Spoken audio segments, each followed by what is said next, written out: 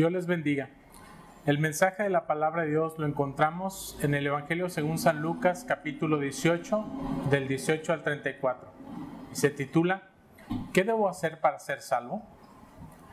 El pasaje de hoy nos plantea una pregunta muy importante, que de hecho es de interés universal.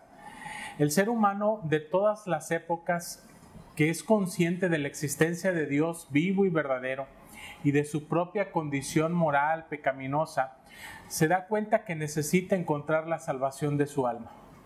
Es por eso que el ser humano ha emprendido una serie de caminos o religiones tratando de encontrar una respuesta satisfactoria a su pregunta: ¿qué debo hacer para ser salvo? Cada religión existente en el mundo muestra una serie de requisitos que el ser humano debe cumplir para obtener la trascendencia o la vida eterna. El común denominador de todas las religiones y sus requisitos, sean de tipo moral, espiritual o religiosos, todos caen en el área de la responsabilidad humana, que generalmente se traduce en buenas obras.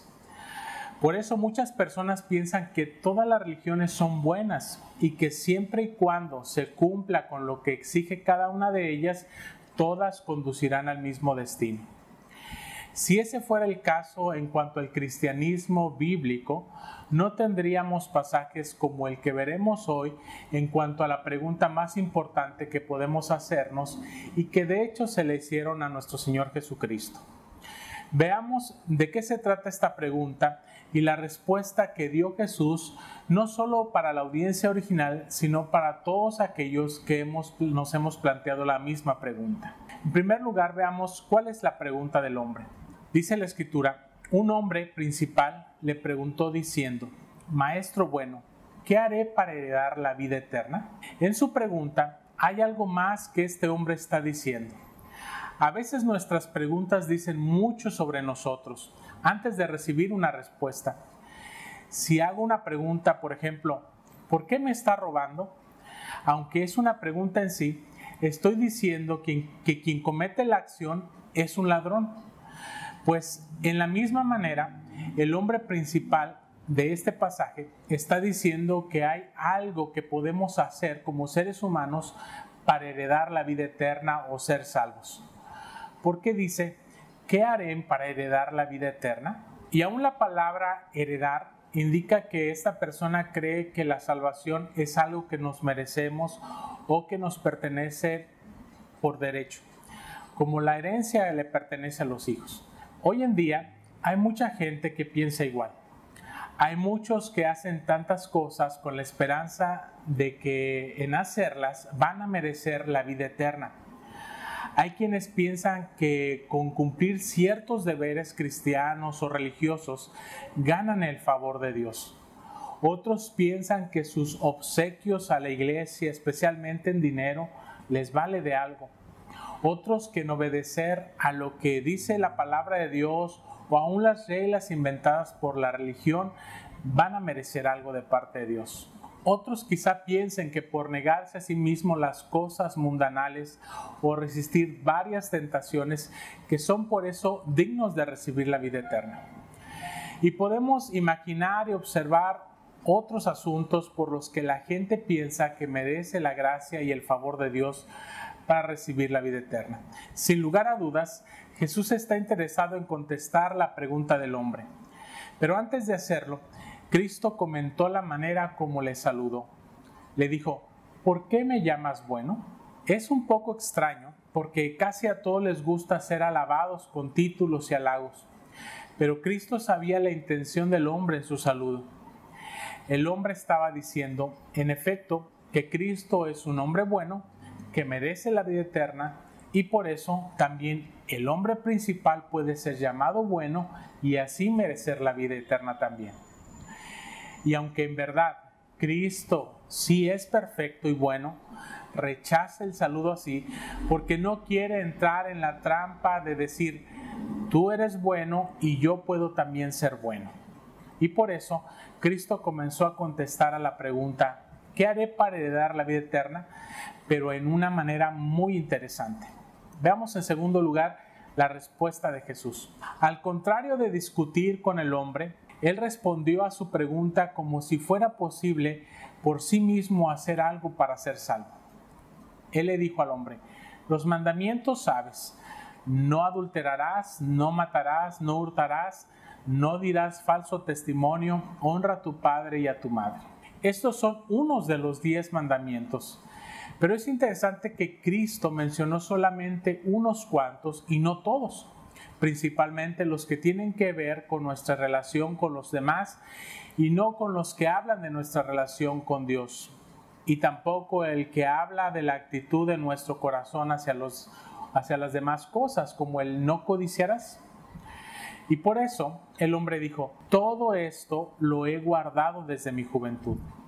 Está diciendo que cumplió con los mandamientos de Dios, pero añade: desde mi juventud, como si fuera posible excusar los pecados pasados.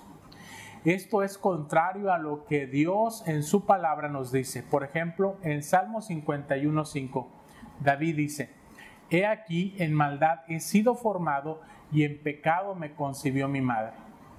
Dice David que desde el vientre de su madre ha sido pecador, y por eso confiesa su pecado, porque sabe que no puede esconder nada delante de Dios.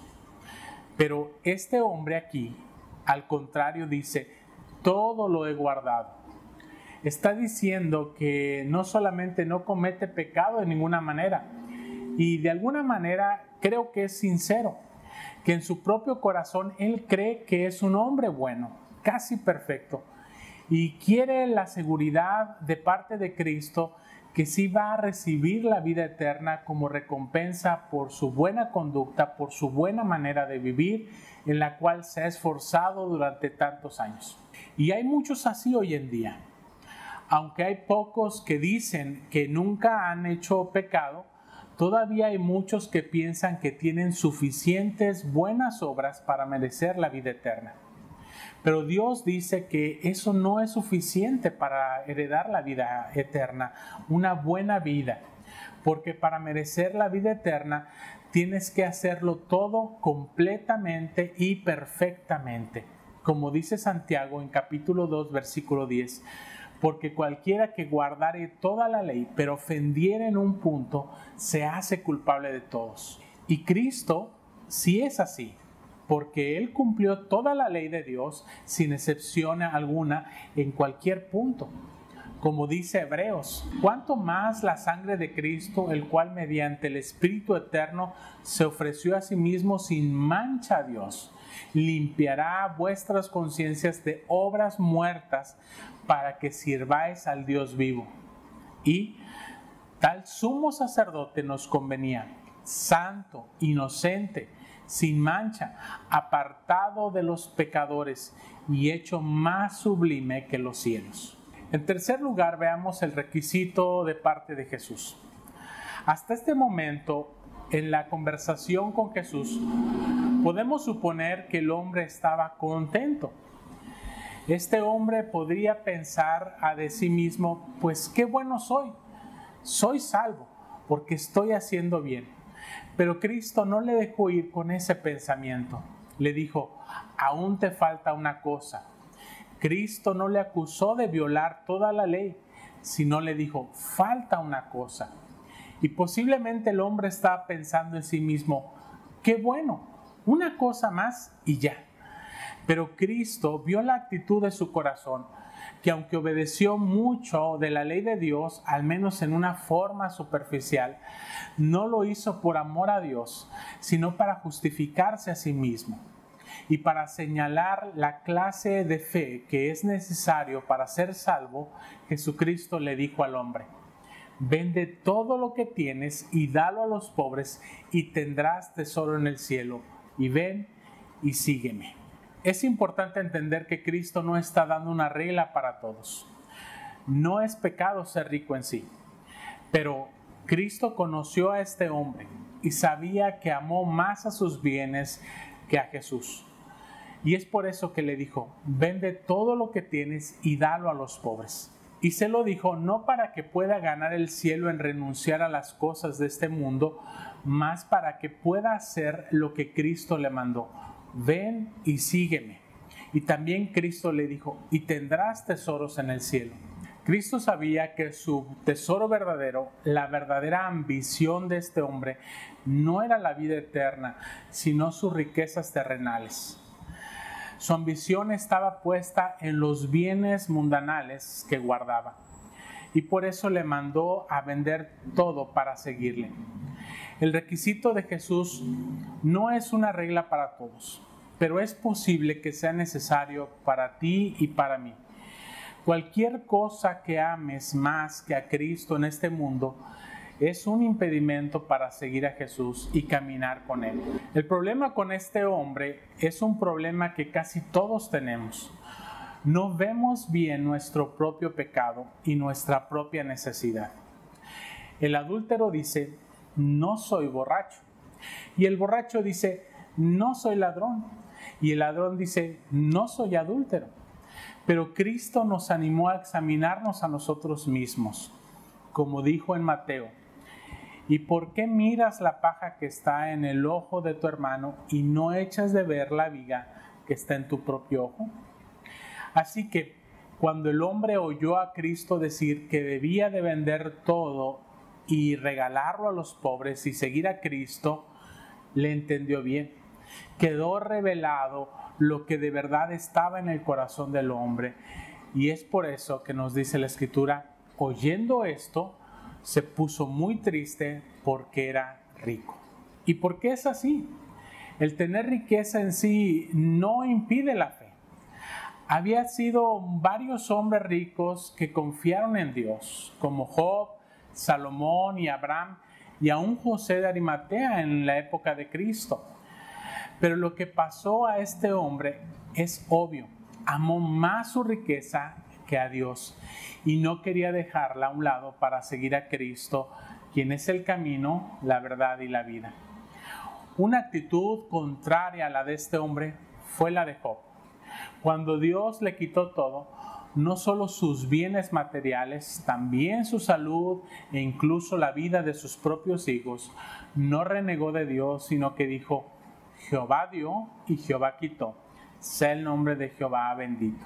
Pero muchas personas son como el hombre principal.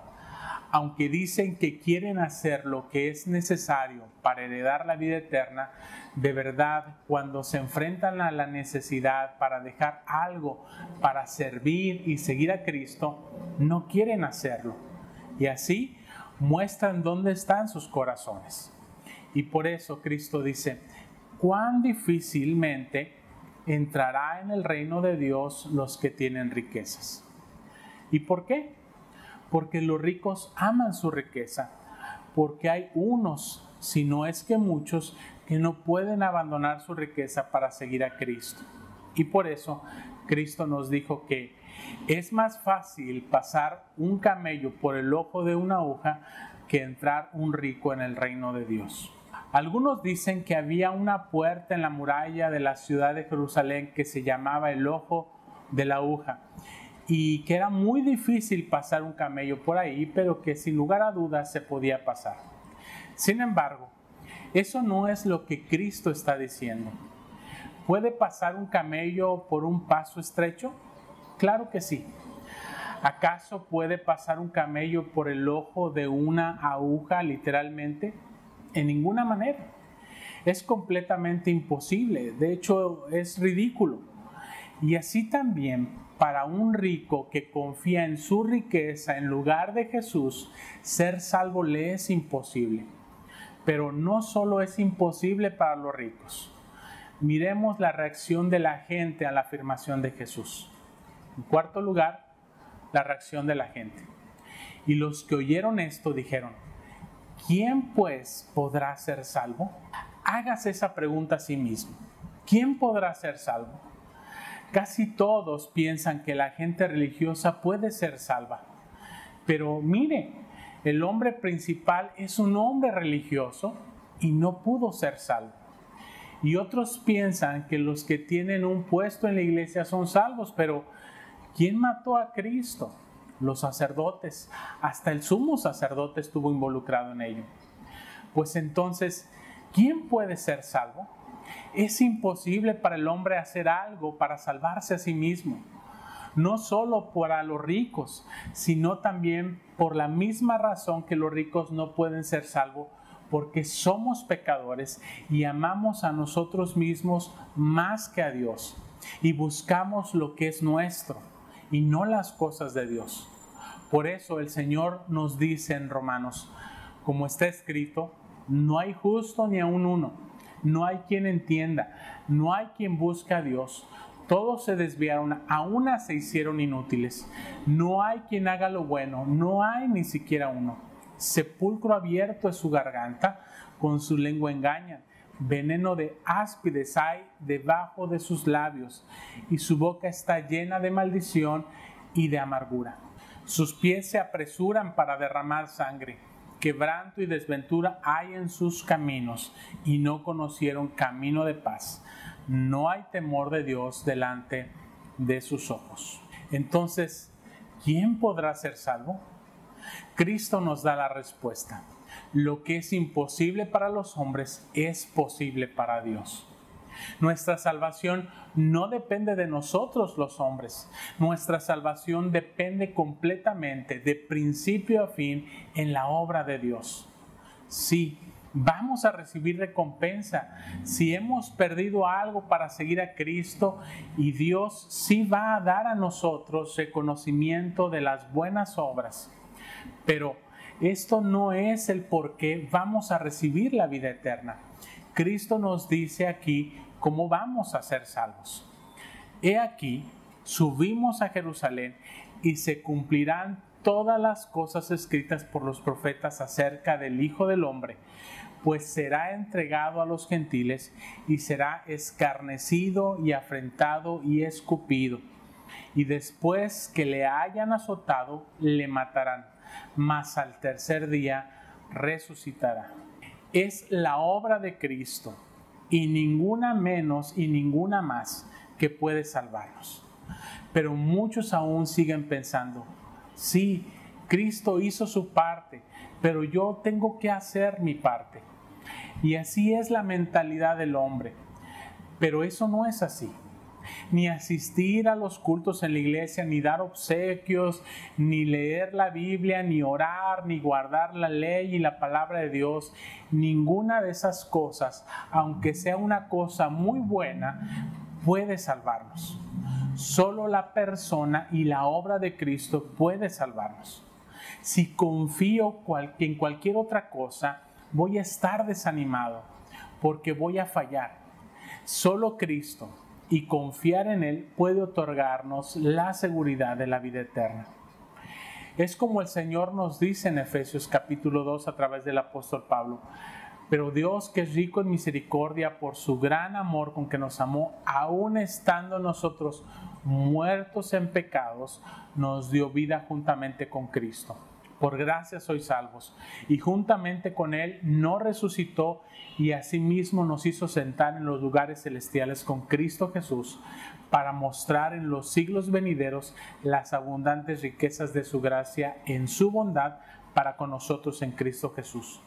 Porque por gracia sois salvos por medio de la fe, y esto no de vosotros, pues es un don de Dios, no por obras, para que nadie se gloríe, porque somos hechura suya, creados en Cristo Jesús para buenas obras, las cuales Dios preparó de antemano para que anduviésemos en ellas. ¿Pueden los muertos hacer buenas obras? No. ¿Pueden los muertos aceptar a Cristo? No. ¿Pueden los muertos hacer cualquier otra cosa? Absolutamente no. Pero Dios, que es rico en misericordia, nos dio vida juntamente con Cristo, y por eso somos salvos por gracia. Si alguna vez te has preguntado, ¿qué debo hacer para ser salvo?, ya tenemos una respuesta de parte de Jesús el Salvador, quien vino a este mundo porque el ser humano no puede ser salvo por sí mismo. No tenemos la justicia, la rectitud, la riqueza, la belleza, la raza, la nacionalidad, la inteligencia o ninguna otra cosa para ser salvos. Al contrario, somos rebeldes enemigos de Dios y egoístas, preocupados por nuestro propio bien y no dispuestos a servir a Dios. Por eso, lo que necesitamos es una obra de gracia en nuestros corazones. Y solo Dios puede hacerlo. Lo que tenemos que hacer es abandonar la esperanza de salvarnos a nosotros mismos y rendirnos al Señor y confiar en Él y la obra que Él hizo en su Hijo Jesucristo, para que Dios haga lo que es imposible para el hombre, para que nos arrepintamos y confiemos en Jesús, para que le entreguemos nuestras vidas por completo y le sigamos solamente a Él. Que Dios les bendiga y les guarde. Amén.